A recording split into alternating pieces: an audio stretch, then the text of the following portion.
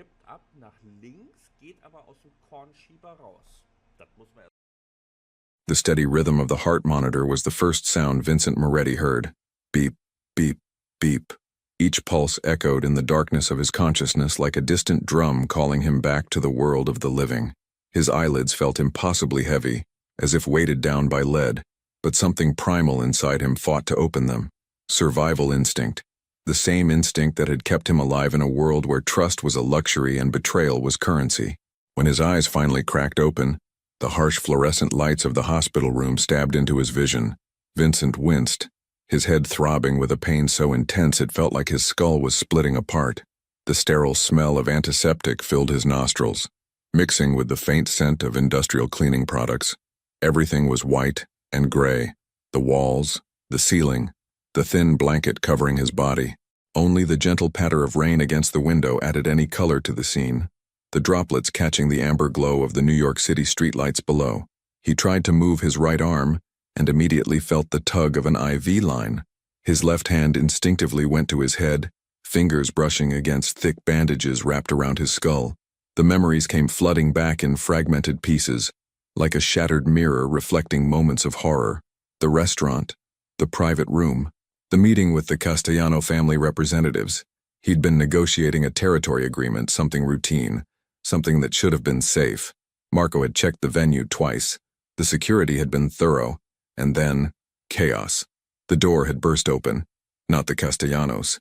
Different men, masks, weapons. The first shot had missed him by inches, embedding itself in the mahogany paneling behind his chair. Vincent had moved on pure instinct, diving behind the table as the room exploded in gunfire. He remembered Marco shouting, remembered the acrid smell of ammunition in the air, remembered the burning sensation across his temple as something, a bullet, debris, he couldn't tell, had struck him. Then nothing. Darkness. Until now. Mr. Moretti.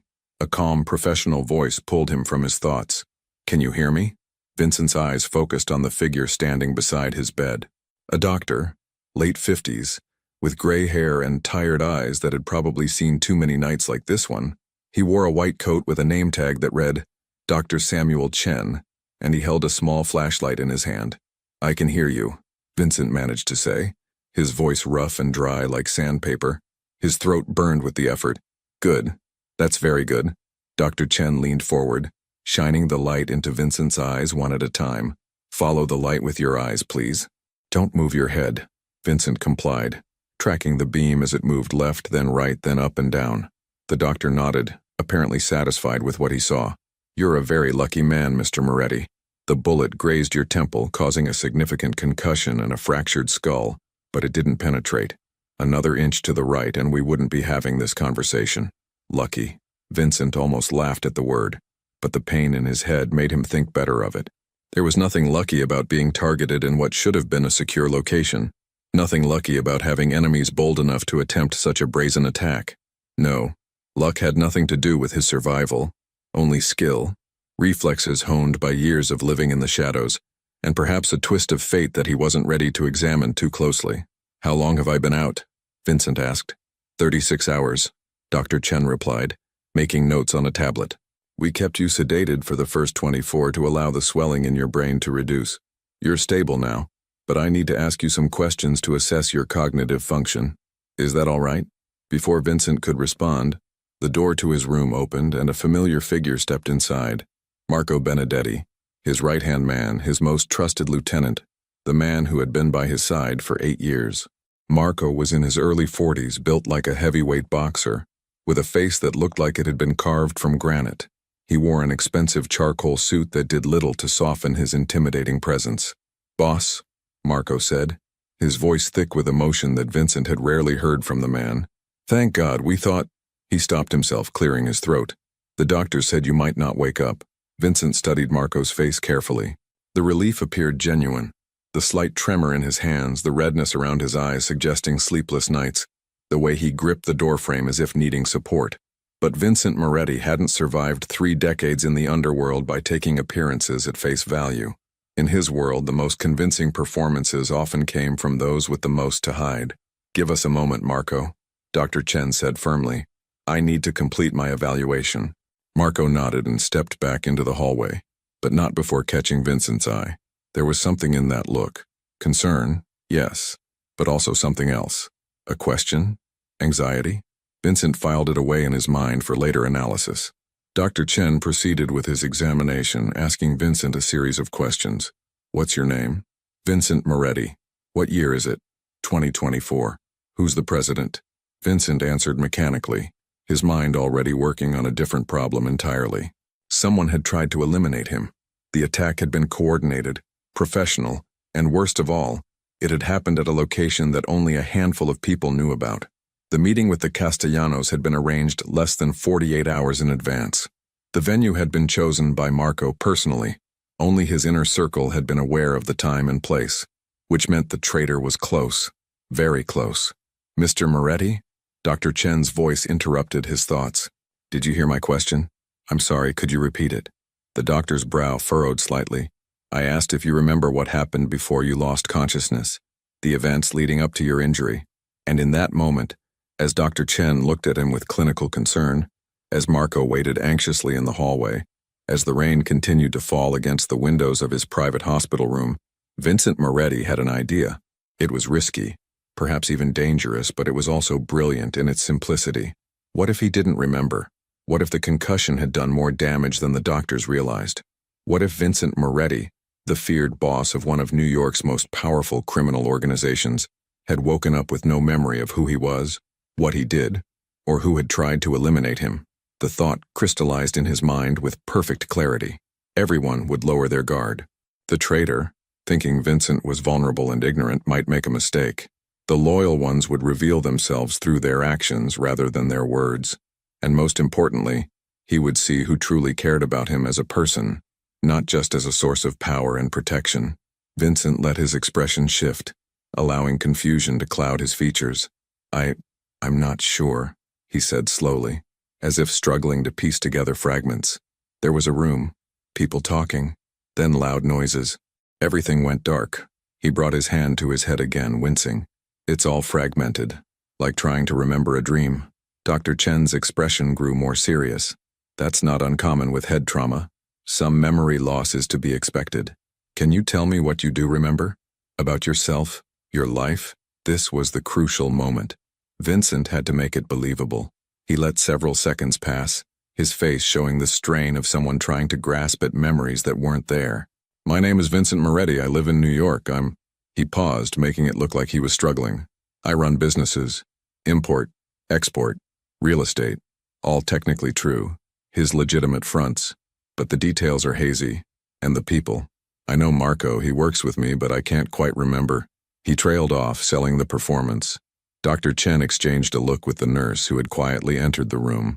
Mr. Moretti, I'm going to recommend a neurological consult. Post-traumatic amnesia is serious but often temporary. With rest and proper care, your memories should return. However, I need to keep you here for observation for at least another 48 hours. Can I speak with Marco now? Vincent asked, maintaining the slightly disoriented tone. Of course, but keep it brief. You need rest. As Dr. Chen left the room, Marco re-entered, his massive frame seeming to fill the doorway. He approached the bed cautiously, as if Vincent were made of glass that might shatter at any moment. How are you feeling, boss? Confused, Vincent admitted, which was partially true, though not for the reasons Marco would think. The doctor says I have some memory problems. Things are unclear. Marco's expression shifted through several emotions in rapid succession. Surprise, concern, and then something that looked almost like relief. That last reaction was what Vincent had been watching for. Why would Marco be relieved that his boss had amnesia, unless he had something to hide? Don't worry about anything, Marco said, pulling a chair close to the bed. You just focus on getting better. The family is handling everything, business is secure, you're safe here. I've got 6 men posted in the hallway and 2 at every entrance to this floor. The family, Vincent repeated as if testing the words. Marco, I need you to be honest with me. What exactly do I do? What is our business, really? Marco hesitated, and Vincent could see the calculation happening behind his eyes. How much to tell a boss who might not remember the empire he'd built? How much to reveal to someone who was, in this moment, vulnerable and possibly permanently changed? You're a businessman, Vincent. You own legitimate enterprises, restaurants, real estate holdings, import companies. You're respected, influential. You have friends in high places and you've built something your father would be proud of. All true. All carefully worded to omit the other half of the truth. The protection rackets, the underground gambling operations, the strategic territorial controls that made Vincent Moretti a name that carried weight in the shadows of New York City. And the attack? Vincent pressed. Who would want to hurt me if I'm just a businessman? You're successful, boss. Success breeds jealousy. Rivals. We're looking into it, but right now the important thing is you're alive. Marco stood, his chair scraping against the floor. There's someone else who's been desperate to see you. Your assistant, Elena. She's been here every day, waiting for you to wake up. She was pretty shaken up when she heard what happened. At the mention of Elena Rossi, Vincent felt something shift in his chest. Elena had been his executive assistant for 3 years. She managed his legitimate businesses, handled his schedules, organized his meetings. She was efficient, intelligent, and quiet, the type of person who blended into the background while keeping everything running smoothly. She knew about his real activities. She would have to, given her position, but she'd never been involved directly, never been part of the violence or the decisions that came with it. She was also someone Vincent had deliberately kept at arm's length. Despite recognizing an attraction he refused to acknowledge. In his world, emotional attachments were liabilities. People you cared about could be used against you, could become targets, could betray you in ways that cut deeper than any business rival could manage. I'd like to see her, Vincent said. Maybe she can help me remember things. My schedule, my routine. I'll call her, Marco said, pulling out his phone. She'll be here within the hour. He paused at the door. Boss, one more thing. The cops came by asking questions. I told them you were unconscious and that we'd cooperate fully once you were recovered. But you should know, they're calling it an attempted robbery gone wrong. We kept the real details quiet. Thank you, Marco. Vincent watched his lieutenant leave, then closed his eyes, listening to the rain and the heart monitor's steady rhythm. The next hour passed slowly. Nurses came and went, checking his vitals, adjusting his IV, asking if he needed anything for the pain. Vincent accepted mild medication, nothing that would dull his senses too much. He needed to stay sharp, to observe every detail, every reaction. When the door finally opened again, Vincent opened his eyes to see her. Elena Rossi stood in the doorway looking like she'd aged years in the span of days. Her usually neat dark hair was pulled back in a hasty ponytail, and she wore simple jeans and a sweater instead of her typical professional attire. Her olive-toned skin was pale, and dark circles shadowed her eyes. She clutched a leather folder against her chest like a shield, and her hands trembled slightly as she met his gaze. Mr. Moretti, she said softly, her voice barely above a whisper. Elena. Vincent studied her face, noting every detail. The redness around her eyes suggested she'd been crying. Her shoulders were tense, hunched inward as if she were trying to make herself smaller. There was genuine distress in her expression, a raw vulnerability that was difficult to fake. She took a tentative step into the room, then another, moving slowly as if afraid she might disturb him. I brought some things from the office, documents you were working on before the incident. I thought they might help you remember. Marco said you were having some trouble with your memory? Vincent nodded slowly. Everything is foggy. The doctor says it might be temporary, but right now, he let the sentence trail off, watching her reaction carefully. Elena's eyes filled with tears that she quickly blinked away. She set the folder down on the small table beside his bed and moved to the chair Marco had occupied earlier. I'm so sorry. This is my fault. That caught Vincent off guard, though he was careful not to show it.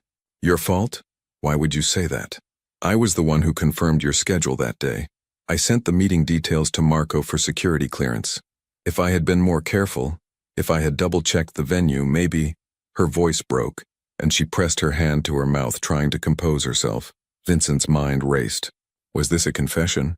Or was it genuine guilt from someone who felt responsible simply by nature of her position? Elena had always been meticulous with his schedule, perhaps overly cautious. She triple-checked everything, which was one of the reasons he'd kept her in the role for 3 years. Elena, he said gently, using a tone he rarely employed. From what I understand, the attack wasn't your fault. You couldn't have known. She looked up at him, and for the first time since entering the room made direct eye contact. Her eyes were dark brown, almost black in the dim hospital lighting, and they held a depth of emotion that made something in Vincent's chest tighten uncomfortably. When I heard the news, she said quietly, When Marco called and said you'd been shot, that they didn't know if you would make it, she took a shuddering breath. I've never been so scared in my life. I know it's not professional to say, but I don't care anymore. I was terrified. You've been here every day? Vincent asked, his manufactured confusion giving him permission to ask questions he normally wouldn't. Every single day. They wouldn't let me see you until now, but I couldn't leave. I couldn't go home and just wait for news. I had to be close just in case. She didn't finish the sentence, but she didn't need to. Vincent observed her body language, the way she leaned slightly forward as if drawn toward him despite herself, the way her fingers twisted together in her lap, the slight tremor in her voice that spoke of barely controlled emotion. Either Elena Rossi was the best actress he'd ever encountered, or her concern was absolutely genuine. Tell me about my schedule, Vincent said, shifting the conversation to safer ground while he processed what he was seeing. What was I working on before the incident?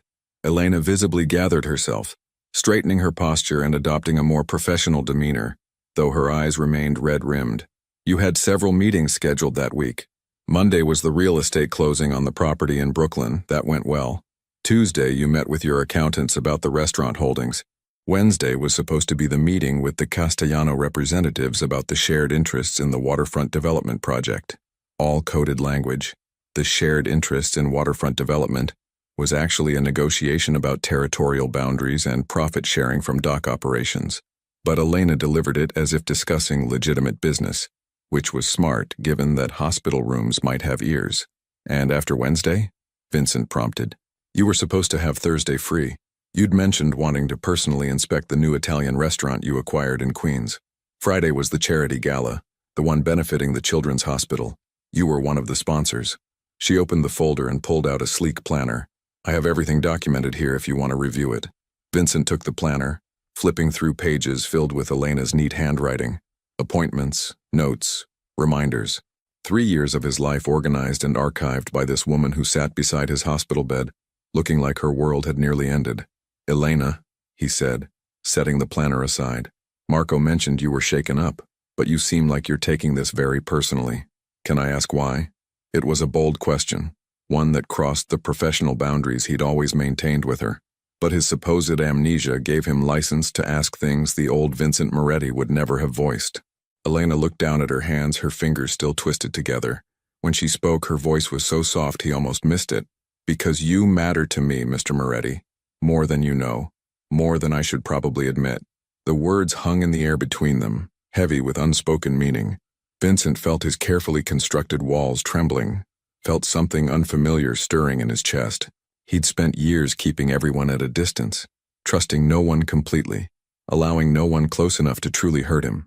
And here was Elena Rossi, his quiet assistant, admitting to feelings that, if genuine, made her either the most vulnerable person in his life or the most dangerous.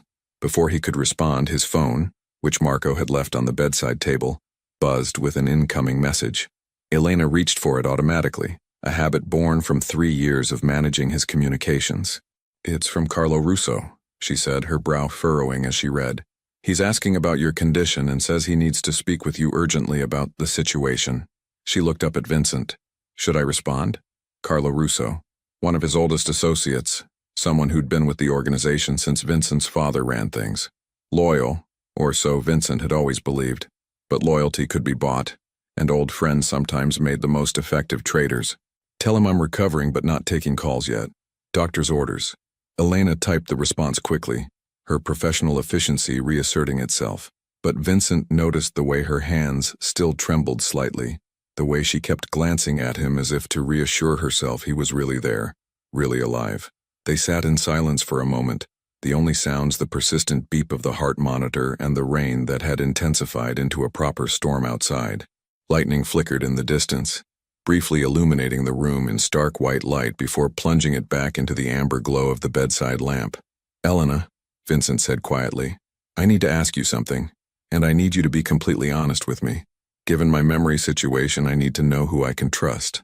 She looked at him with those dark, expressive eyes, waiting. Did you notice anything unusual before the attack?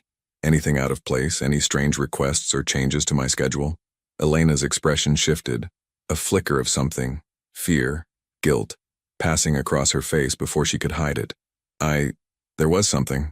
I wasn't sure if it was relevant, but in the days before the incident, Marco requested your schedule several times, more than usual. He said he was coordinating security details, which made sense, but she trailed off, biting her lower lip. But, Vincent prompted, his pulse quickening despite the calm he maintained in his expression. But he also asked me to update the meeting location for the Wednesday appointment at the last minute. Said the original venue had a security concern.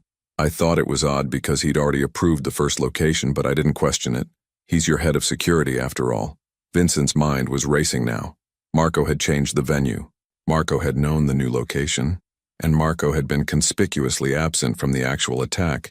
He'd claimed he was coordinating the perimeter security, but Vincent didn't actually remember seeing him in the moments before the shooting started.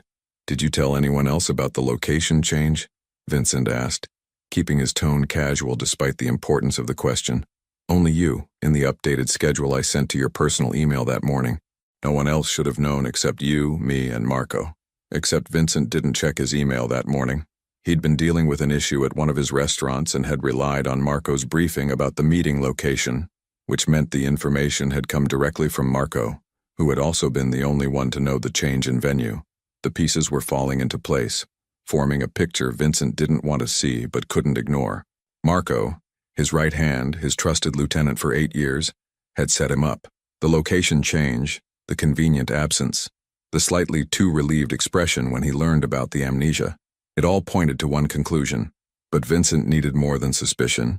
He needed proof. He needed to see what moves Marco would make now that he believed his boss was vulnerable and compromised. Thank you for being honest with me, Vincent said to Elena. I know this must be difficult for you. Mr. Moretti, she said, and he heard the emotion creeping back into her voice. I know you might not remember, but I want you to know something. These past 3 years working for you have been the best of my life. When I first came to you, I was desperate. I had nothing. No real experience, no connections, just a degree I'd worked 3 jobs to pay for and a family that needed help. You took a chance on me. You paid me well, treated me with respect, and never asked me to do anything that compromised my values. Well, she added with a small, sad smile, you never made me do anything directly harmful, at least. She stood up, moving to the window where rain streaked down the glass like tears.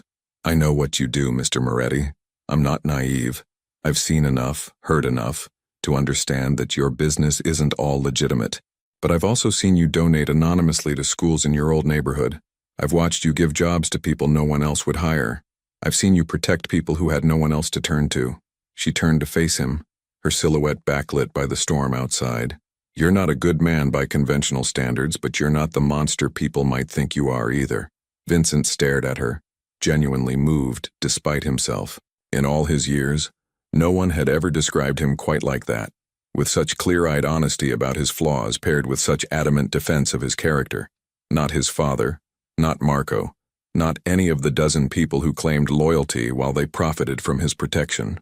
Elena, he said, and his voice was rougher than he intended. Come here. She approached the bed slowly, stopping just beside him. Up close, he could see the worry lines etched around her eyes, the exhaustion that came from days of stress and fear. Without thinking, or perhaps thinking too much about the role he was playing, Vincent reached out and took her hand. Her skin was warm, her fingers small and delicate in his larger, calloused grip. She looked down at their joined hands with an expression of such vulnerability that Vincent felt something crack in the armor he'd spent decades building. Thank you, he said simply, for being here, for caring. Elena's eyes filled with tears again, but this time she didn't try to hide them. One spilled over, tracking down her cheek, and she quickly wiped it away with her free hand. I'm sorry. I promised myself I wouldn't fall apart in front of you. You need people to be strong right now, not emotional. Maybe I need someone to be honest more than I need them to be strong, Vincent said, and he realized with surprise that he meant it. They stayed like that for a long moment, hands clasped, the storm raging outside the window, the heart monitor providing its steady rhythm. Vincent found himself studying her face, really looking at her for perhaps the first time in 3 years. She was beautiful, he realized, though not in the obvious way that usually attracted attention. Her beauty was quieter, more subtle, in the intelligence in her eyes, the determination in the set of her jaw, the compassion that softened her features even in distress. The door opened suddenly, breaking the moment. Marco stepped in, his expression carefully neutral as he took in the scene. Vincent and Elena, hands still joined, sitting in the amber lamplight. "Sorry to interrupt," Marco said, though his tone suggested he wasn't sorry at all. "But there's been a development. Angelo Moretti is downstairs. He's demanding to see you." Vincent felt Elena's hand tighten around his at the mention of his uncle's name. Angelo was his father's younger brother, a man who'd always believed he should have inherited control of the family business instead of Vincent. They maintained a civil relationship in public, but Vincent knew Angelo resented him, saw him as too young, too soft, too willing to modernize operations that Angelo believed should remain traditional. "Tell him I'm not taking visitors beyond immediate family and essential personnel," Vincent said, deliberately keeping his response measured. "Doctor's orders." Marco's eyes flickered with something. Irritation? Calculation? "He's not going to like that, boss. He's already making noise about how he should be informed of all business decisions until you're fully recovered." "I'm sure he is," Vincent replied dryly. "But my health is my priority right now, not Angelo's ego. Handle it, Marco." After Marco left, Elena released Vincent's hand and stood up. "I should go. You need rest, and I'm sure the doctors will want to limit your visitors." She picked up her folder, holding it against her chest once more. "Can I come back tomorrow? I could bring more files or just keep you company if you'd like." "I'd like that," Vincent said, and he wasn't acting anymore. Elena smiled, a small, tentative smile that transformed her features, and turned to leave. But she paused at the door, looking back at him one more time. "Mr. Moretti, I'm really glad you're alive. Whatever happens, whatever you remember or don't remember, I just wanted you to know that." After she left, Vincent lay back against the pillows, his mind working through everything he'd learned. Marco's suspicious behavior, Elena's genuine concern, Angelo trying to assert control, the attack itself, which had been too coordinated to be random. He had 48 hours. The time Dr. Chen said he needed to remain hospitalized. 48 hours to maintain his Amnesia Act, to watch how people moved and spoke when they thought he was vulnerable. 48 hours to separate the loyal from the traitors, the genuine from the performers. His phone buzzed again. This time it was a text from an unknown number. "Heard you survived. That's unfortunate. Next time we won't miss." Vincent stared at the message, his jaw tightening. Someone was bold enough to threaten him directly, even knowing he was under guard in a hospital. That level of confidence suggested either stupidity or the backing of significant power. Neither option was good. He forwarded the message to Marco with a simple question. "Can you trace this?" The response came quickly. "On it. But boss, this is serious. We need to increase your security." Vincent almost laughed. Increase his security. As if the problem wasn't that his security had already been compromised from within. He looked toward the window where rain continued to fall. The city lights below blurred and distorted through the water-streaked glass. Out there, in the dark streets of New York, someone was planning their next move. Someone who thought Vincent Moretti was weak, confused, vulnerable. Let them think that. Let them all think that. Because while they underestimated him, while they positioned themselves for what they thought would be an easy takeover of his territory and operations, Vincent would be watching, learning, planning. And when he finally dropped the Amnesia Act, when he revealed that he remembered everything and had been testing them all along, they would understand why Vincent Moretti had survived in a world where the weak were devoured and the trusting were destroyed. The only question that remained, the one that kept circling in his mind as exhaustion finally began to pull him toward sleep, was about Elena. Her tears had seemed real. Her fear had appeared genuine. Her confession of caring for him had carried the weight of truth. But Vincent had been fooled before by people who seemed sincere. He'd learned that lesson in blood and betrayal. Could he trust her? Could he afford not to? Tomorrow, she would return, and he would watch her even more carefully, looking for the cracks in her performance, the moments where the mask might slip. Because if Elena Rossi was truly loyal, if her feelings were genuine, then she was the most valuable ally he had. But if she was part of the conspiracy, if her tears were calculated and her concern was fake, then she was the most dangerous enemy he faced. Either way, Vincent thought as his eyes finally closed and sleep claimed him, he would find out the truth, no matter what it cost him. The heart monitor continued its steady beep.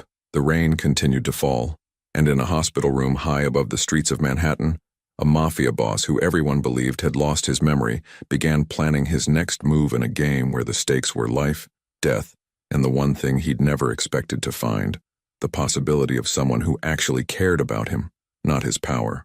Morning light filtered through the hospital room windows, pale and hesitant, as if uncertain whether it was welcome. The storm from the previous night had passed, leaving behind a washed clean sky and the sound of traffic from the streets below. A constant Manhattan symphony of honking horns, distant sirens, and the rumble of the subway beneath the pavement. Vincent had been awake for hours, lying still in the hospital bed, his mind working through possibilities and probabilities like a chess grandmaster planning 10 moves ahead. The night had brought little rest. Every time he'd closed his eyes, he'd seen fragments. Marco's too relieved expression, Elena's tears, the threatening text message, his Uncle Angelo's attempt to force his way in, and beneath it all the central question that gnawed at him. Who could he trust in a world built on loyalty purchased with fear and profit? The door opened quietly, and a nurse entered, the same one from the previous evening, a middle-aged woman with kind eyes and efficient movements. She checked his vitals without much conversation, noted something on her tablet, and adjusted his IV drip. "Dr. Chen will be by this morning to evaluate your progress," she said. "Your blood pressure is good, and the swelling has continued to decrease. You're healing well, Mr. Moretti." "Thank you," Vincent said, maintaining the slightly uncertain tone he'd adopted for his amnesia performance. "When can I expect to leave?" "That's up to Dr. Chen, but likely another day or two. Head injuries are tricky. We want to make sure there are no complications." She paused at the door. "You have a visitor waiting. A Ms. Rossi? She's been here since 6 this morning. Should I send her in?" Vincent felt something shift in his chest, an unfamiliar flutter of anticipation mixed with wariness. Elena had been here since 6? It was barely 8 now. She'd either barely slept or hadn't slept at all. "Yes, please send her in." The nurse nodded and disappeared. Vincent had maybe 60 seconds to prepare himself, to ensure his mask was firmly in place, to remember that no matter how genuine Elena seemed, he couldn't afford to truly trust anyone until he knew for certain who had orchestrated the attack on his life. When Elena entered, Vincent was struck again by how different she looked from the polished professional he'd worked with for 3 years. She wore black leggings and an oversized gray sweater that hung off one shoulder, her dark hair loose around her face instead of pulled back in its usual neat style. She carried 2 paper coffee cups and a white bakery bag, and her face, even without makeup and marked by obvious exhaustion, had a softness to it that made her seem younger, more vulnerable. "Good morning," she said quietly, as if afraid to disturb the peace of the room. "I hope it's okay that I came early. I brought coffee, your usual if you still like it the same way, and pastries from that Italian bakery on Mulberry Street. The one you—" She stopped herself, uncertainty crossing her features. "The one you used to like? I wasn't sure if you'd remember." Vincent watched as she set the items down on the rolling table beside his bed, her movements careful and precise. The coffee was from Café Reggio, his preferred spot in Greenwich Village, and she'd remembered exactly how he took it. Black, 1 sugar, extra hot. The bakery she mentioned was owned by the Marino family, old friends of his father, and their sfogliatelle were the best in the city. The fact that she'd gone to both places before 6 in the morning meant she'd been up for hours, planning this. "Thank you," Vincent said, accepting the coffee she offered. The warmth of the cup seeped into his hands, and the familiar bittersweet aroma was oddly comforting. "That was very thoughtful." Elena pulled the chair close to his bed and sat down, wrapping her hands around her own coffee cup as if needing its warmth. For a long moment she didn't speak, just looked at him with those dark, expressive eyes that seemed to carry the weight of everything she wasn't saying. "Mr. Moretti," she finally began, her voice barely above a whisper. I need to tell you something, and I need to say it now before I lose my courage, before I talk myself out of it like I have 100 times before." Vincent set his coffee down, giving her his full attention. This was it, the moment of truth. Whatever she said next would either confirm his suspicions or shatter them. His pulse quickened, though his expression remained calm, open, slightly confused. Exactly what someone with amnesia might look like when faced with a serious conversation. Elena took a shaky breath, and Vincent could see her hands trembling slightly around her coffee cup. "When Marco called me 2 nights ago," she said, her voice thick with emotion, "when he told me there had been an incident, that you'd been shot, that they weren't sure you would survive." She paused, closing her eyes as if the memory was physically painful. "I was at home, working on next week's schedule. I remember exactly what I was doing. I was color-coding your appointments, making sure everything was organized the way you prefer. And then my phone rang. A single tear escaped, sliding down her cheek. She didn't wipe it away. Marco said there had been an attack. He said you were being rushed to surgery. He said the doctors weren't optimistic. And in that moment, Vincent, Mr. Moretti, I realized something that terrified me more than anything else in my life. She looked directly at him now, her eyes glistening with tears but her gaze steady, unflinching. I realized that I was in love with you, and that I might have lost you before I ever had the courage to tell you. The words hung in the air between them, raw and honest and utterly unexpected. Vincent felt his carefully constructed walls trembling, felt something crack in the armor he'd spent decades building. This wasn't what he'd anticipated. He'd expected her to confess knowledge of the attack, or to reveal some hidden agenda, or to make a play for power now that he seemed vulnerable. He'd expected calculation, manipulation, betrayal. He hadn't expected this. Elena continued, the words spilling out as if having started she couldn't stop. I know it's completely inappropriate. I know you're my boss and I'm your employee, and there are 1,000 reasons why I should never have developed these feelings. But I can't help it and I can't pretend anymore. Her voice broke, but she pushed forward. For 3 years I've watched you. I've seen you be ruthless in business meetings and then turn around and personally deliver money to a widow whose husband worked for you. I've seen you make hard decisions that keep hundreds of people employed and protected. I've seen the way you carry the weight of everyone's expectations on your shoulders and never complain, never show weakness. She set down her coffee cup with shaking hands and leaned forward, her expression open and vulnerable in a way that made Vincent's chest tighten uncomfortably. And when I heard those shots, when I saw Marco's face and knew it was bad, all I could think was that I'd wasted 3 years being professional and appropriate and scared. 3 years of keeping my distance, of pretending I didn't feel what I felt, of convincing myself that it was just respect or admiration or gratitude for the opportunities you'd given me. Another tear fell, then another. Elena's voice dropped to barely a whisper. So here's what I need you to know, Vincent. Even if you don't remember me, even if you never remember, I don't care about your memory. I don't care if you come back as a completely different person. I don't care about the business or my job or any of it. Her voice broke completely and she pressed her hand to her mouth, trying to compose herself. I'm just so grateful you're alive. When I walked through those hospital doors yesterday and saw you awake, breathing, looking at me, she shook her head, unable to continue for a moment. It was like the whole world started working again, like I could finally breathe after holding my breath for 2 days straight. She stood up abruptly, moving to the window, her back to him as she tried to gather herself. Vincent watched her shoulders shake with silent sobs, watched her wrap her arms around herself as if trying to hold together pieces that threatened to fall apart. And in that moment, Vincent Moretti, who had built an empire on suspicion and strategic thinking, who trusted no one fully, who had learned through painful experience that emotional attachments were dangerous, felt something he hadn't felt in years, maybe ever. He felt his heart break open. Because either Elena Rossi was the most gifted actress he'd ever encountered, or everything she'd just said was absolutely, devastatingly true, and the raw, unguarded emotion in her voice, the way her whole body trembled with the weight of her confession, the fact that she'd admitted to feelings that could cost her everything, it all felt real, in a way that cut through his careful defenses like a blade through silk. Elena, he said softly, come here. She turned from the window, her face wet with tears, and returned to his bedside. Without thinking, or perhaps thinking more clearly than he had in years, Vincent reached out and took her hand, pulling her gently down to sit on the edge of his bed. Thank you, he said, his voice rougher than intended, for your honesty, for your courage. I'm sorry, she said quickly, wiping at her tears with her free hand. This isn't fair to you. You're recovering. You don't remember things clearly.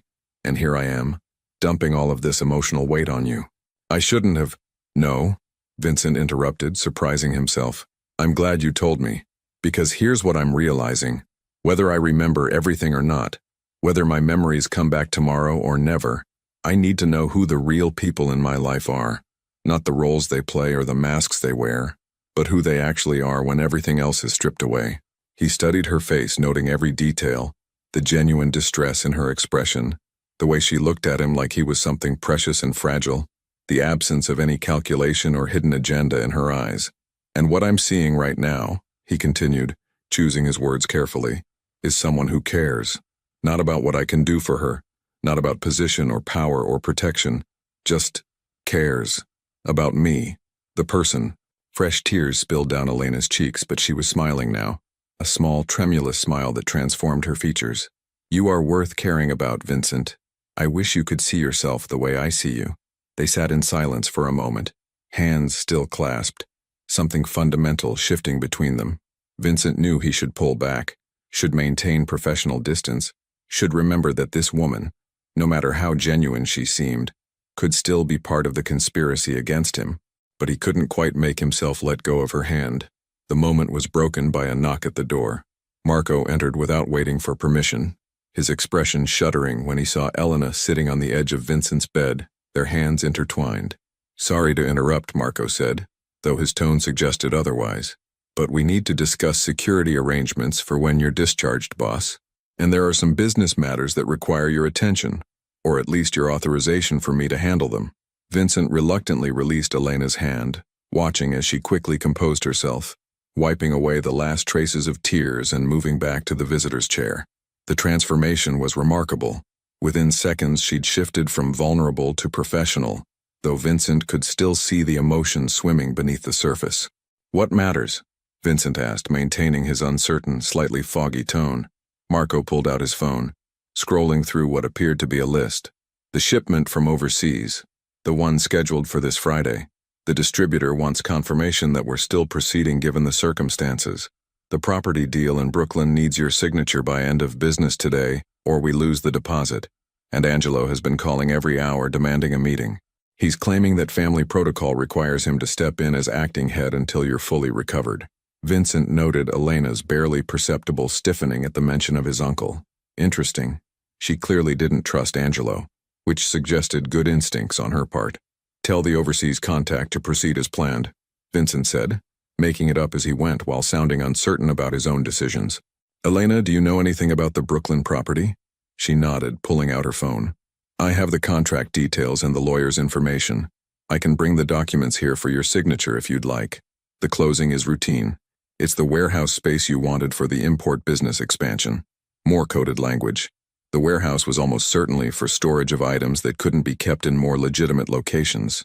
But Elena delivered the information smoothly, naturally, as if discussing completely legal business operations. And Angelo? Marco pressed. Tell my uncle, Vincent said carefully, that I appreciate his concern, but I'm recovering well, and there's no need for interim leadership. You and Elena are handling day-to-day operations adequately. Marco's jaw tightened almost imperceptibly. With respect, boss, some of the other families are asking questions. They want reassurance that leadership is stable. Angelo meeting with them might help. No. Vincent's voice was firm despite the confused persona he was maintaining. Angelo doesn't speak for me or make decisions for my organization. Is that clear? Crystal clear, Marco said, but Vincent caught the flash of irritation in his lieutenant's eyes before he masked it. I'll handle it. After Marco left, Elena let out a breath she seemed to have been holding. I don't trust him, she said quietly. Vincent's attention sharpened. Marco, why? Elena hesitated, clearly weighing whether to voice her concerns. It's just things he's done recently. Small things that individually mean nothing, but together they form a pattern that bothers me. Tell me, Vincent urged, genuinely curious now about what she'd observed. About 2 weeks ago, I noticed Marco was asking more questions about your schedule, specifically about when you'd be alone or with minimal security. He said it was for coordination purposes, but it seemed excessive. Then there was the venue change for the meeting where you were attacked. He insisted on a last-minute switch, citing security concerns, but the original location had already been thoroughly vetted. She pulled out her phone, scrolling through what appeared to be detailed notes. I started keeping a record after the third or fourth time something felt off. Marco met twice with people I didn't recognize. Once at that diner in Queens you never go to, once in a parking garage in New Jersey. Both times he made sure to go alone, which isn't his usual protocol. Vincent felt a cold satisfaction settling in his chest. Elena had been paying attention, noticing things, keeping records. This wasn't the behavior of someone complicit in a betrayal. This was the behavior of someone who sensed danger and was trying to protect him, even if she didn't fully understand what she was seeing. Why didn't you tell me this before? Vincent asked. Elena's expression grew pained. I tried. 3 days before the attack, I put a note in your personal calendar, the one only you and I have access to. I flagged several of Marco's meetings and asked if you wanted me to look into them. But I don't know if you saw it before. She gestured vaguely at his bandaged head. Before everything happened, Vincent's mind was racing. A note in his personal calendar. He'd been so busy that week, so focused on the Castellano negotiation and the Brooklyn deal, that he might have missed it. Or perhaps he'd seen it and dismissed it, trusting Marco too completely to believe he could be the threat. Can you show me? Vincent asked. Elena pulled up the calendar on her phone, navigating to the entry from 3 days before the attack. There it was. A private note, flagged urgent. Concerns about recent security protocols. Marco's behavior patterns anomalous. Request private discussion at your earliest convenience. ER. She'd tried to warn him, and he'd either missed it or ignored it. And now he was lying in a hospital bed with a fractured skull, and Marco was positioning himself to take control of the organization. Thank you for telling me, Vincent said quietly, and thank you for paying such close attention. That kind of vigilance may have just saved my life, or at least will help me prevent the next attempt. Elena's eyes widened. You think there will be another attempt? Before Vincent could answer, his phone buzzed. Another message from an unknown number. Enjoy your recovery while it lasts. Accidents happen all the time in hospitals.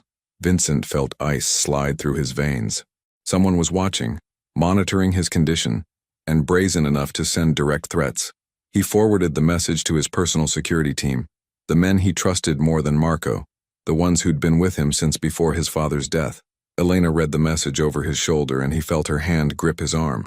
Vincent, you're not safe here. I have guards at every entrance, he said, though his mind was already working through the problem. Hospital security was porous. Too many staff, too many access points, too many ways for someone with money or connections to slip through. Guards that Marco selected, Elena pointed out.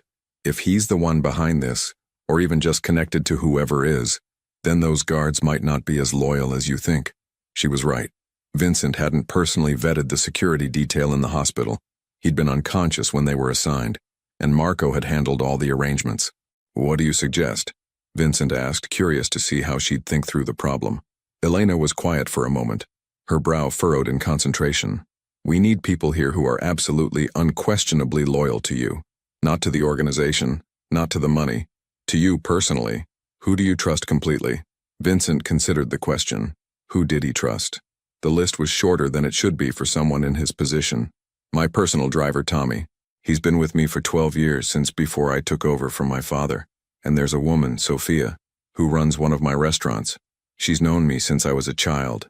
Used to work for my mother. Those two, I'd trust with my life. Then call them, Elena said decisively. Have them come here, have them stay in shifts. They can verify everyone who enters this room, and we should have Dr. Chen limit your visitors to a specific list. Only people you explicitly approve. Vincent found himself impressed by her strategic thinking. You've thought about this kind of thing before? Elena gave him a sad smile. When you work for someone in your position, you learn to think defensively. And after what happened, she trailed off, but the implication was clear. After the attack, she'd been thinking about nothing but how to keep him safe. Vincent made the calls. Tommy answered on the first ring, his gravelly voice filled with relief when he heard Vincent was conscious and talking. I'll be there in 20 minutes, boss, and nobody's getting past me. Sophia was equally quick to respond. Vincent, mio caro, thank God you're awake. I'm closing the restaurant right now. I'll be there within the hour. After the calls, Elena stood and gathered her things. I should go. Let you rest and give Tommy and Sophia room to set up proper security. But, she hesitated at the door. Can I come back this evening? I could bring dinner from Sophia's restaurant if you'd like. Something better than hospital food. I'd like that, Vincent said, and meant it. Elena smiled, that same soft, genuine smile that seemed to light her entire face, and left. Alone in the room, Vincent lay back against the pillows and stared at the ceiling. The pieces were coming together. Marco was almost certainly the traitor, or at minimum involved in the conspiracy. Elena was genuinely loyal, genuinely caring, and possibly in love with him. His uncle Angelo was making moves to seize power, and someone was bold enough to send direct threats to his phone, while he was supposedly vulnerable and confused. The Amnesia Act was working better than he'd hoped. People were revealing themselves, showing their true colors when they thought he was too compromised to recognize betrayal or manipulation. But it was also more emotionally complicated than he'd anticipated, because Vincent hadn't expected Elena Rossi. He hadn't expected someone to care about him, not his position, not his power, not what he could provide, but actually care about him as a person. He hadn't expected the way his chest tightened when she cried, or the way her hand felt in his, or the way her confession had cracked something open inside him that he'd thought was permanently sealed shut, and that was dangerous. Because in his world, emotional attachments were weaknesses that enemies exploited. People you cared about could be used against you, could be threatened or hurt or taken away to bring you to your knees. But as Vincent lay in that hospital bed, listening to the sounds of the city beyond his window and waiting for Tommy and Sophia to arrive, he found himself wondering something he'd never seriously considered before. What was the point of surviving, of building an empire, of accumulating power and wealth and influence if you had no one who genuinely cared whether you lived or died? Tommy arrived exactly 20 minutes later, a tall, broad-shouldered man in his 50s with salt and pepper hair, and the kind of face that suggested he'd seen his share of trouble and come out the other side. He embraced Vincent carefully, mindful of his injuries, and then immediately began assessing the room's security vulnerabilities. "The guards outside," Tommy said quietly. "Marco's people?" Vincent nodded. "Then we need our own people. I'll make some calls." Sophia arrived soon after, a short, stout woman in her 60s with steel-gray hair and fierce dark eyes. She hugged Vincent like she was his own mother, scolding him in rapid Italian about being more careful and not scaring her like that. Then she pulled out Tupperware containers filled with homemade minestrone, fresh bread, and her famous tiramisu. "You eat," she commanded. "Hospital food is garbage. You need real food to heal properly." As Vincent ate, and the soup was infinitely better than anything the hospital had provided, he briefed Tommy and Sophia on the situation. He didn't mention the Amnesia Act. That secret needed to remain his alone for now. But he told them about his suspicions regarding Marco, about the threatening messages, about the vulnerability of his current position. "I need you both here in shifts," Vincent said. "No one enters this room unless they're on an approved list. Dr. Chen, nurses he personally verifies, Elena Rossi, and anyone I specifically call and authorize. No one else. Not Marco, not Angelo, no one." "What about me?" a new voice said from the doorway. Vincent looked up to see Detective Sarah Martinez, a homicide investigator he'd dealt with several times over the years. They had a complicated relationship. She knew what he was, and he knew she couldn't prove it. They maintained a professional courtesy that bordered on mutual respect, though neither would admit it publicly. "Detective Martinez," Vincent said carefully, "I wasn't expecting you." "Attempted assassination of a prominent businessman," she said, stepping into the room. Tommy moved to block her path, but Vincent waved him off. "I have questions." "I'm sure you do," Vincent replied, "but I'm afraid I can't be much help. The doctors say I have memory issues from the head injury." Detective Martinez studied him with sharp, intelligent eyes. She was in her early 40s with dark hair pulled back in a practical ponytail, and the kind of presence that suggested she didn't miss much. "Convenient," she said. "Traumatic," Vincent corrected. "Not convenient." She pulled out a notebook. "Tell me what you do remember." Vincent went through his carefully constructed story. Fragments, confusion, gaps in his recollection. Martinez took notes, her expression skeptical but professional. "Mr. Moretti," she said when he finished. "In my experience, people in your line of work don't usually cooperate with police investigations. The fact that you're talking to me at all is unusual, so I'll be direct. Who wants you dead?" Vincent almost smiled. "Detective, if I had complete memory, I could give you a list. But in my current condition, I honestly can't tell you. I don't even fully understand what my line of work entails." "Right," she said dryly. "The amnesia. How convenient. Sorry, traumatic, that you've forgotten all the details that might actually help catch the people who tried to eliminate you. If my memory returns," Vincent said carefully, "you'll be the first to know." Martinez clearly didn't believe him, but she couldn't prove he was lying. She handed him a business card. "Call me if you remember anything, or if someone tries again. Because trust me, Mr. Moretti, they will try again. People don't go to this much trouble and then give up after one failed attempt." After she left, Sophia shook her head. "That one is smart. She's suspicious." "She should be," Vincent agreed. "But suspicion isn't evidence." The afternoon passed quietly. Dr. Chen came by for his evaluation, pronouncing Vincent's recovery excellent but insisting on at least one more night of observation. Tommy stood guard at the door while Sophia kept Vincent company, telling him stories about his childhood and his mother, filling in a past that he supposedly couldn't remember, but that he knew by heart. As evening approached and visiting hours neared their end, Elena returned as promised. She brought dinner from Sophia's restaurant, chicken marsala, roasted vegetables, and fresh cannoli for dessert. She'd changed clothes, now wearing dark jeans and a soft blue sweater that brought out the warmth in her complexion, and she'd pulled her hair back in a loose braid. "I'll leave you two alone," Sophia said with a knowing smile, gathering her things.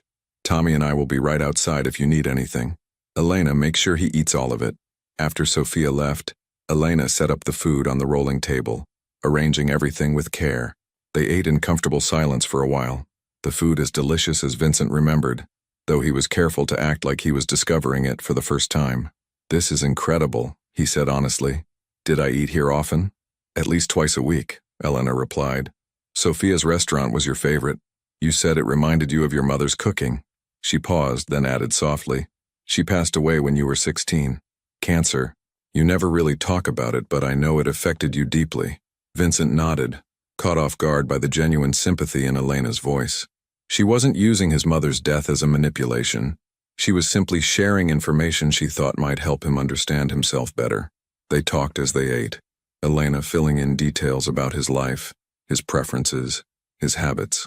She told him about the legitimate businesses he'd built, the charities he supported anonymously, the way he insisted that every person who worked for him be paid fairly and treated with dignity. "You're not what people expect," Elena said quietly. "When they hear your name, they think of the stereotype, the ruthless criminal, the cold-blooded operator. And yes, you can be hard when you need to be. You make difficult decisions. But you're also the man who personally paid for 3 employees' college tuitions, the man who shows up at the hospital when someone who works for you is sick, the man who remembers everyone's birthday and makes sure their families are taken care of." "You make me sound almost admirable," Vincent said. "You are," Elena replied simply, in a complicated way. "You're not a good man by conventional standards, but you're a man who follows a code, who keeps his word, who protects the people in his circle. That's more than most people can say." Before Vincent could respond, there was a commotion outside his door. Raised voices, Tommy's deep bass warning someone to back off, and then the door burst open. Angelo Moretti stood there, his face red with anger, 2 of his own men flanking him. Tommy was right behind them, hand on his weapon, clearly ready to intervene. "What the hell is this?" Angelo demanded, gesturing at Tommy. "I'm family, and this gorilla won't let me see my own nephew." Vincent held up a hand to Tommy, signaling him to stand down but stay alert. "Uncle Angelo, I wasn't expecting you. I've been trying to see you for 2 days. Angelo's voice was loud, aggressive. He was in his early 50s, shorter and stockier than Vincent, with the kind of face that naturally settled into a scowl. "Your boy Marco keeps putting me off, and now you've got private security keeping family out? What kind of disrespect is this?" Elena stood, moving subtly closer to Vincent's bed in a protective gesture that didn't go unnoticed by Angelo. "Who's this?" Angelo asked, his tone dismissive. "Your secretary? This is family business, sweetheart. You should leave." "She stays," Vincent said firmly. "Elena is trusted and she's helping me manage affairs while I recover." Angelo's scowl deepened. "That's what I want to talk about. Managing affairs. Vincent, you've had a serious injury. You're confused, disoriented. The family needs strong leadership right now, and everyone knows tradition says the boss names his successor," Vincent interrupted, his voice calm but carrying an edge. "I'm still alive, still in control, and I don't recall naming you as anything other than a respected elder of the family." "You can barely remember your own name," Angelo exploded. "Marco told me about the amnesia. How can you run things when you don't even know what things are?" So Marco had been talking to Angelo. "Interesting. Very interesting. My memory is returning," Vincent lied smoothly. "And what I do remember is that this organization runs because of systems and trusted people, not because of any one individual. Elena and my team are managing day-to-day operations perfectly well." "This is ridiculous," Angelo muttered. "The other families are talking, Vincent. They're saying you're weak, that you're vulnerable. They're saying maybe it's time for new leadership in the Moretti organization." "Let them talk," Vincent said. "Words are just words. When I'm fully recovered, I'll remind everyone why I hold this position." Angelo stared at him for a long moment, calculation in his eyes. Finally, he shook his head. You're making a mistake, nephew. Pride comes before a fall. Remember that. He turned and left, his men following. Tommy closed the door firmly behind them. Elena was trembling, Vincent noticed. She'd stood her ground when Angelo tried to dismiss her, but the confrontation had clearly rattled her. He reached out and took her hand, feeling her fingers cold against his palm. Are you all right? He asked. She nodded, but her voice shook when she spoke. He's dangerous, Vincent. Angelo, I've seen the way he looks at you, like he's measuring a coffin. I know, Vincent said quietly. And he did. Angelo had always resented him, had always believed that age and experience should trump succession planning. His father had chosen Vincent to inherit leadership, and Angelo had never forgiven either of them for it. Vincent, Elena said, her voice urgent now, you need to be careful. With Marco acting strange, Angelo making power plays, the attacks, the threats, something is building. I can feel it, and I'm scared that next time they won't miss. She was right to be scared. Vincent could feel it too. The pressure building, pieces moving into position, enemies circling. The Amnesia Act was revealing his enemies, but it was also making him appear vulnerable, which was emboldening them to make moves they might otherwise have reconsidered. I need you to do something for me, Vincent said, making a decision. I need you to keep detailed records of everything. Every meeting Marco has, every time Angelo shows up, every strange occurrence. Can you do that? I already am, Elena said. I started the day after the attack. I have notes on my phone backed up to a secure cloud account that only I can access. Vincent found himself smiling despite the situation. You're remarkable. You know that? Elena blushed, the color rising in her cheeks. I'm just trying to keep you safe. Why? Vincent asked, genuinely curious now. I've been your employer for 3 years, but I've never been particularly warm or accessible. I've kept you at a distance, treated you professionally but not personally. So why do you care so much? Why risk yourself for me? Elena looked down at their joined hands, her expression complex. Part vulnerability, part determination. Because sometimes you can't help who you care about. Sometimes your heart makes decisions your head knows are impractical or dangerous or foolish. And sometimes, she looked up at him, her eyes shining with emotion. Sometimes you meet someone who makes you want to be brave, even when you're terrified. The moment stretched between them, heavy with unspoken possibilities. Vincent felt that crack in his armor widening, felt the walls he'd built so carefully beginning to crumble, and the most terrifying part was that he wasn't sure he wanted to stop it. Outside the window, the sun had set and Manhattan had transformed into a glittering landscape of lights. The city that never slept, where fortunes were made and lost, where power shifted like tides, where trust was the rarest and most valuable currency of all. And in a hospital room high above the streets, a mafia boss who everyone believed had lost his memory held the hand of the one person who seemed to genuinely care about him, and wondered if he was making the biggest mistake of his life, or perhaps the first truly honest decision he'd ever made. Stay, Vincent said quietly. Just a little longer. Elena smiled. As long as you need me to. But even as she said it, Vincent's phone buzzed with a new message, this time from Marco. Angelo is furious. He's talking about calling a family meeting. If the other families vote, they might override your authority. We need to talk strategy. Vincent stared at the message, his jaw tightening. Strategy. From the man who had likely orchestrated his attempted elimination. The man who was positioning himself to take control under the guise of helping. And beneath Marco's message, another text from the unknown number. Tick-tock, Moretti. Time is running out. Vincent was discharged the following morning. Dr. Chen cleared him with strict instructions for rest and follow-up appointments. Elena had arranged for his penthouse to be prepared, insisting on staying to help him adjust to home life. The Manhattan penthouse was exactly as Vincent remembered. Sleek, modern, with floor-to-ceiling windows overlooking Central Park. Gray clouds gathered outside, matching his turbulent thoughts. Elena moved through the space with familiar efficiency, organizing medications and preparing the guest room for herself. You should rest, she said, guiding him to the leather sofa. I'll make something light for lunch. But Vincent couldn't rest. His mind churned with the investigation he'd been conducting secretly. Tommy had provided crucial information. Marco had been seen meeting with rival family members. Financial records showed unexplained transfers from Marco's accounts. Over the next 2 days, Elena stayed close, caring for him with genuine tenderness. They shared meals, conversations, quiet moments that felt dangerously domestic.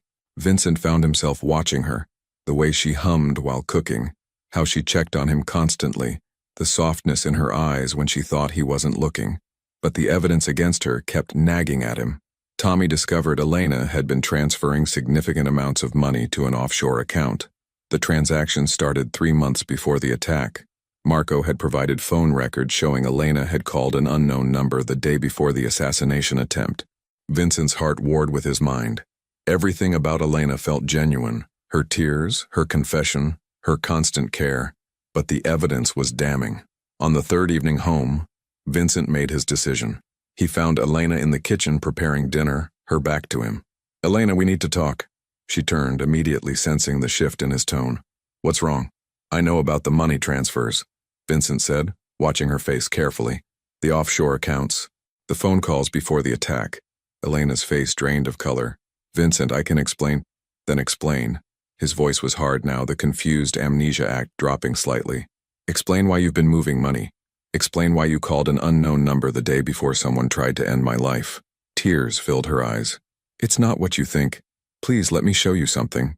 With trembling hands, she pulled out her phone, navigating to her photo gallery. She showed him pictures of a young woman, maybe 20 years old, who shared Elena's dark eyes and delicate features. "My sister Sophia. She's in college, Columbia University. 3 months ago, Marco approached me. He said Sophia had gotten involved with the wrong people, owed money to dangerous individuals. He said if I didn't help him, if I didn't provide him with information about your schedule, they would hurt her." Vincent's chest tightened. "The money transfers? Protection payments. He told me where to send them, said it would keep her safe. And the phone call the day before." Her voice broke. "He called me, asked for confirmation of the meeting location. I tried to give you a wrong address, tried to warn you with that calendar note, but he knew. He always knew." She collapsed into a chair, sobbing. "I was terrified. I didn't know what to do. I couldn't let them hurt Sophia, but I couldn't bear the thought of anything happening to you. So I tried to find a middle ground, tried to protect you both, and instead I nearly got you taken from this world." Vincent studied her, the genuine anguish, the way her whole body shook with guilt and fear. This was the missing piece. Not betrayal, but coercion. Not conspiracy, but a desperate woman trying to protect her family. "Where is Sophia now?" he asked quietly. "At school. She doesn't know any of this. I kept it from her." Elena looked up at him with devastated eyes.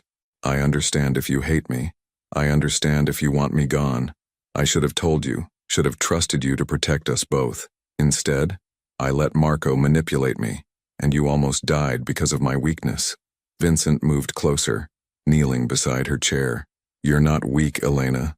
You were protecting your sister. That's not weakness. That's love. But I put you in danger. Marco put me in danger," Vincent corrected firmly. "He used your love for your sister as a weapon against us both. That's on him, not you." Relief and disbelief warred in Elena's expression. You believe me?" "I do." And he did. Because this explained everything. Her genuine care for him paired with her suspicious actions. She'd been caught between impossible choices, trying desperately to save everyone.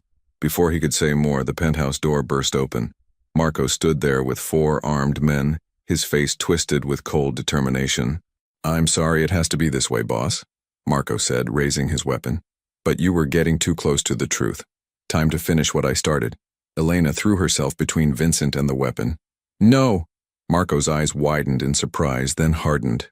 "Move, Elena, or you die with him." "Then I die with him," she said firmly, her voice steady despite her fear. Vincent felt something shift in his chest, a wall crumbling completely. This woman, this incredible woman, was willing to sacrifice herself for him, and in that moment, he made his own choice. "Actually, Marco," Vincent said, his voice dropping the confused, uncertain tone he'd maintained for days, "I think you're the one who miscalculated." He pressed a button on his phone. Instantly, his personal security team, the men he'd been positioning for days, flooded into the penthouse from the back entrance. They'd been waiting, watching, ready for exactly this moment. Marco's face went white as he realized the trap. You remembered? This whole time?" "Every single moment," Vincent confirmed, standing tall now, all pretense of weakness gone. "I faked the amnesia to see who would reveal themselves. And you, Marco, exceeded all my expectations for betrayal. You manipulated him," Elena breathed, understanding dawning. The amnesia was a test. Vincent looked at her, seeing the hurt flash across her features. Yes, I needed to know who I could trust. And did you? Elena asked quietly. Did you learn what you needed? Vincent held her gaze. I learned that the person I should have trusted all along was standing right beside me, willing to die to protect me. Marco lunged for his weapon, but Vincent's men were faster. Within seconds, Marco was disarmed and restrained. His men surrendered. Tommy, Vincent said calmly, take him to the warehouse. I'll deal with him later. And make sure Sofia Rossi gets a new security detail. The best we have. No one touches her. As his men dragged Marco away, Vincent turned back to Elena. She stood frozen, emotions warring across her face. Relief, hurt, confusion, hope. You tested me, she said softly. You made me confess everything while you were pretending, evaluating, judging. I did, Vincent admitted, and I'm sorry. But Elena, but it worked. She interrupted, a small, sad smile touching her lips. You found your traitor. You protected yourself. That's what matters. No, Vincent said firmly, closing the distance between them. What matters is that when Marco pointed a weapon at me, you didn't hesitate. You didn't calculate the risk or weigh the options. You just stepped in front of a threat without a second thought. He took her hands in his, feeling them tremble. That's when I knew. Not because of any test or manipulation, but because in that moment, I saw the truth that no amount of acting could fake. You care about me? Genuinely, completely, irrationally care about me, and I... He stopped, the words catching in his throat. Admitting feelings, showing vulnerability. It went against every survival instinct he'd honed over decades. And you? Elena prompted, her dark eyes searching his face. And I care about you too, Vincent said quietly. More than I thought I was capable of caring about anyone. Elena's eyes filled with tears, but she was smiling now. A real, brilliant smile that transformed her entire face. You're terrible at timing, you know that? We're surrounded by your security team. Marco just tried to end your life, and this is when you decide to tell me how you feel. Despite everything, Vincent found himself laughing. I've been accused of worse timing. She reached up, touching his face gently, her fingers tracing the edge of his bandages. What happens now? Now, Vincent said, we deal with the threats.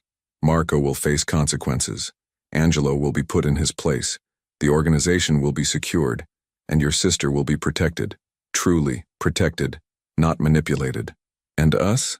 Elena asked softly. Vincent pulled her close, wrapping his arms around her. She fit perfectly against him, her head tucking under his chin, her hands clutching his shirt as if afraid he might disappear. Us, he said into her hair. We figure out together. No more tests, no more pretending, just truth. Elena pulled back slightly to look up at him. Even if the truth is complicated, even if it's messy and difficult and completely impractical for a man in your position to be with his secretary? Especially then, Vincent said, because I've spent my entire life doing what's practical, what's strategic, what makes sense for business and power, and it got me a fractured skull and an organization full of people I can't trust. Maybe it's time I try something different. Something different like what? Like trusting someone completely, like letting someone in, like admitting that power and control don't mean much if you have no one who genuinely cares whether you live or die. I care, Elena said fiercely. I care so much it terrifies me. Good, Vincent replied, because you terrify me too, in the best possible way. They stood there in the middle of his penthouse, wrapped in each other's arms while outside the windows, storm clouds finally broke and rain began to fall. Somewhere in the city, Marco was being dealt with. Angelo was receiving a message about knowing his place. The organization was being secured, but in that moment Vincent wasn't thinking about any of it. He was thinking about the woman in his arms, about the words she'd spoken in that hospital room that had cracked his armor, about the way she'd thrown herself between him and danger without hesitation. Vincent? Elena said quietly. Yes, I forgive you. For the test, for the manipulation. I understand why you had to do it. He pulled back to look at her. I don't deserve your forgiveness. Maybe not, she agreed, but you have it anyway. Because I understand what it's like to live in a world where trust is dangerous, where emotional attachments can be used against you. You did what you needed to do to survive. I can't fault you for that. You're too generous, Vincent said. Elena smiled. Or maybe I just know that the man who faked amnesia to catch traitors is the same man who made sure my sister would be protected, even when he thought I might be his enemy. Actions speak louder than words, Vincent.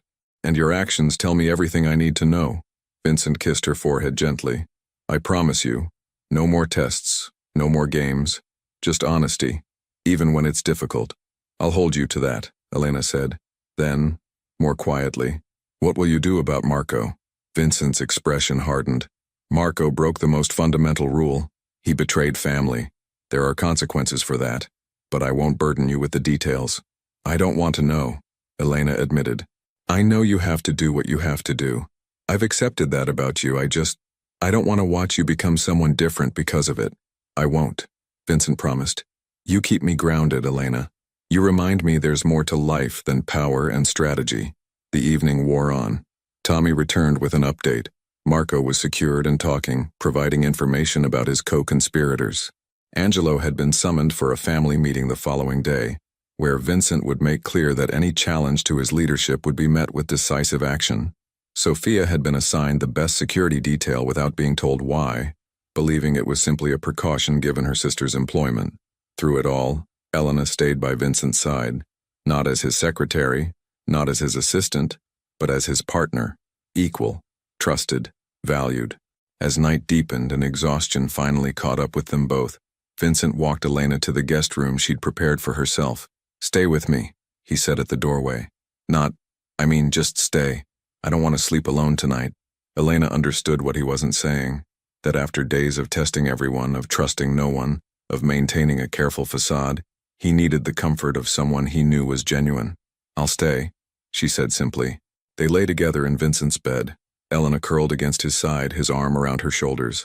No pretense, no performance, just two people who'd found something real in a world built on deception. Elena, Vincent said into the darkness. Thank you. For everything. For caring when you had no reason to. For staying when anyone rational would have run. For seeing past what I am to who I am. Elena pressed a kiss to his chest, right over his heart. Thank you for letting me in. For trusting me. For being brave enough to care back. I don't feel brave, Vincent admitted. I feel terrified.